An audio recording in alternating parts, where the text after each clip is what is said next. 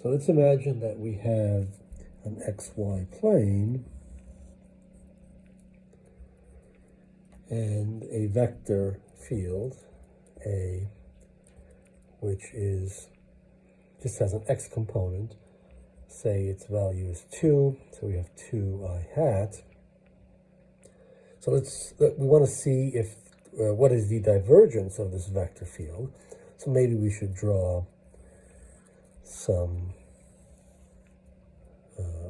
this vector field. So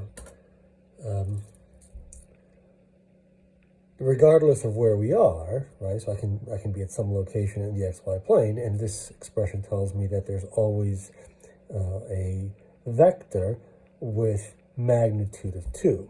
So if I draw it here, I have a vector pointing to the right.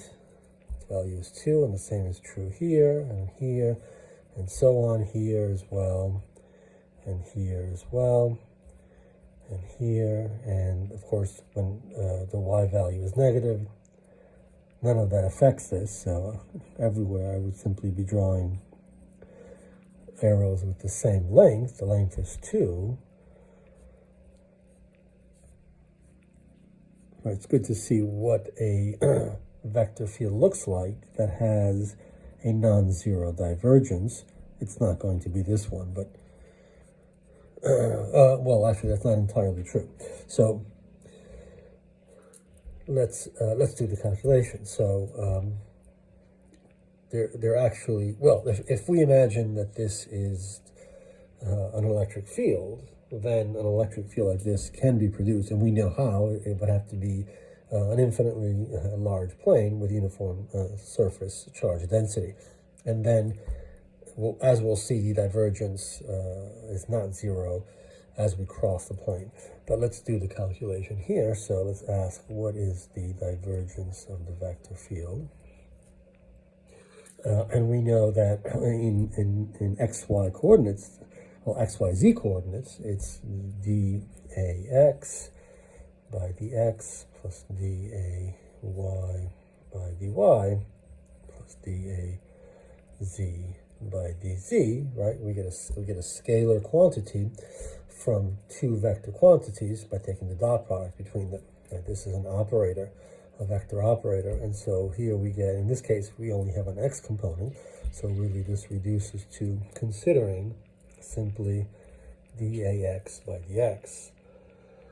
And this is a constant, so the derivative of 2 with respect to x is 0, and so we see that this vector field has 0 divergence.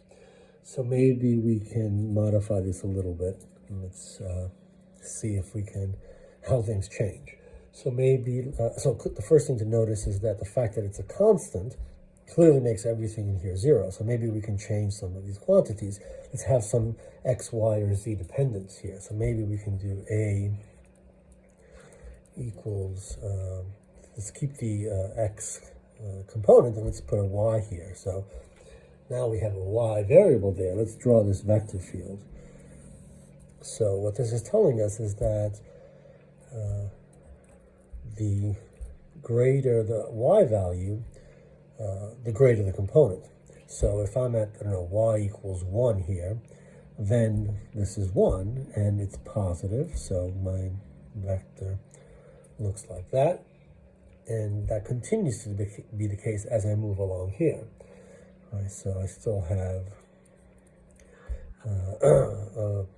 1, and that continues to be true here as well. Y is still the same value, right? So as I move along here, I still have, and as I start to come up, then y is increasing. And so here I would have a y that's a little bit longer, something like that. The same is true here and here. And as I come up here, I have an even longer y. My vector field looks something like that.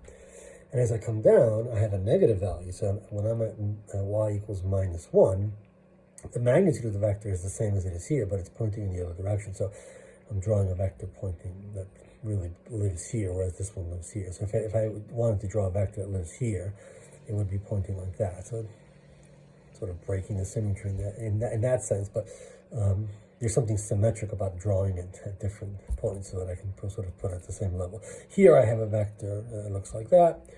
A vector field looks like this down here, and so on over here. And as I go further down, y becomes more negative, and so I'll have this kind of a thing. Again, I'm going to draw it at this location, and so I'll make it about that long. And then if I'm at the same distance below here as I am there, then I have this, something like that. So clearly there's a, this is a different vector field compared to this one. Let's get a sense of whether or not this vector field has a non-zero divergence. So we do divergence of A. It's the same things. Again, we only have an x component, so we have to do dAx with respect to x, but that is dy with respect to x. And so again, this is 0, and this vector field also has 0 divergence.